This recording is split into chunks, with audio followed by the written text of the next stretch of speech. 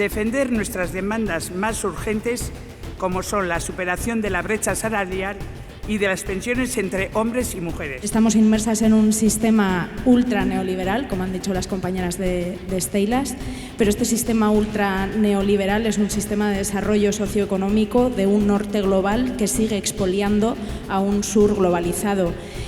Esta es una de las causas de las migraciones que además siguen siendo constantemente deslegitimadas, o sea, el derecho a migrar sigue siendo criminalizado y deslegitimado de múltiples maneras. Pero no solo tienen que atravesar la frontera externalizada, controlada y militarizada, sino que luego las fronteras atraviesan la vida de las personas migradas de múltiples maneras. Bizi ditugu partzialtasuna, aldi baterako kontratuak, lan egiten bagu kontratuarekin, ze askotan kontraturik gabe, kotizatu gabe, praktika kontratuekin, gazteentzako kontratuekin, hezkuntza sistema ere zailtasun handiak goi mailako heziketarako, beketan, alor ezberdinetan, bestetik ez, emakumeek dituzten injustizia eta bretxa salarial ez horretaz eta bestelako zailtasunak lan munduari dagokionez, bestetik ere etxe bizitzaren arloan emantzipazio zailtasun izugarriak ditugu.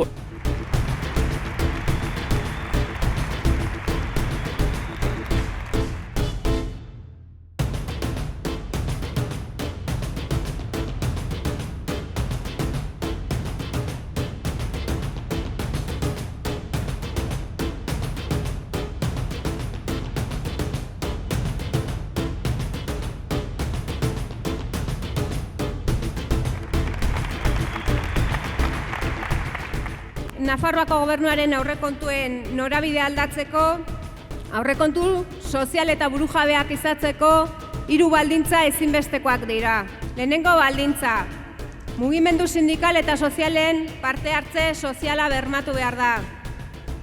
Parte hartze sozialik gabe, aurrekontuetan ez da egongo kaleko aldarrikapenik. Parte hartze sozialik gabe, grebara eraman dituzten aldarrikapen horiek ez dira presente egongo aurrekontuetan. Bigarren baldintza, gastu mugarekin amaitzea.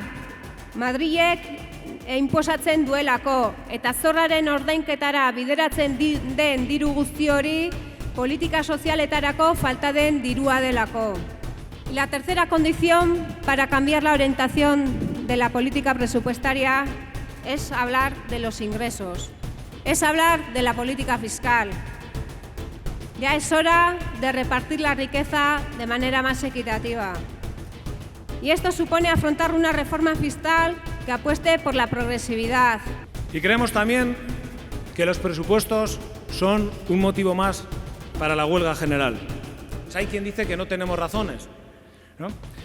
¿Y qué pasa? ¿Que no tienen razones los pensionistas, las pensionistas que están saliendo a reivindicar los 1.080 euros? ¿Qué pasa? ¿Que no tiene razón el movimiento feminista cuando sale a decir que hay que acabar con la brecha salarial, o las mujeres que trabajan en los sectores de cuidados, o las personas o los sindicatos que estamos denunciando la precariedad? No hay razones para salir a la huelga, no hay razones cuando estamos pidiendo salarios mínimos de 1.200 euros. Nosotros y nosotras estamos convencidos que sobran razones, y por eso el 30 de enero vamos a salir a la calle y vamos a la huelga general. Lantokiz lantoki, kalean, etxeetan, irabaziko ditugun borrokei esker. Izan soldatapeko, izan lanez gainezka, baina enplegurik gabe dauden emakume horiek, izan gazte, izan pentsionista, izan etxeko langile. Borroka guztiak, borroka berdinaren parte direlako, borroka guztiak sistema hau eraldatzeko borroka direlako, urtarrilaren 30ean denok kalean elkar ikusiko dugu. Gora langileon borroka!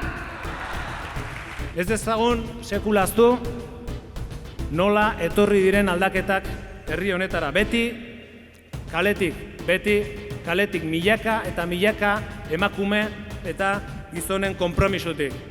Ez dago beste biderik, elkartasuna eta borroka. Gora greba orokorra!